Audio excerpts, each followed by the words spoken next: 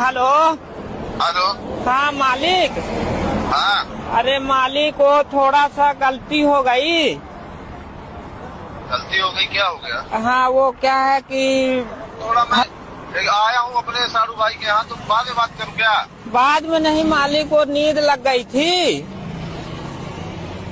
आए? नींद लग गई थी मालिक, तो गाड़ी पलट गई है रास्ते में थोड़ा सा। क्या? आए? क्या बोल रहे हो?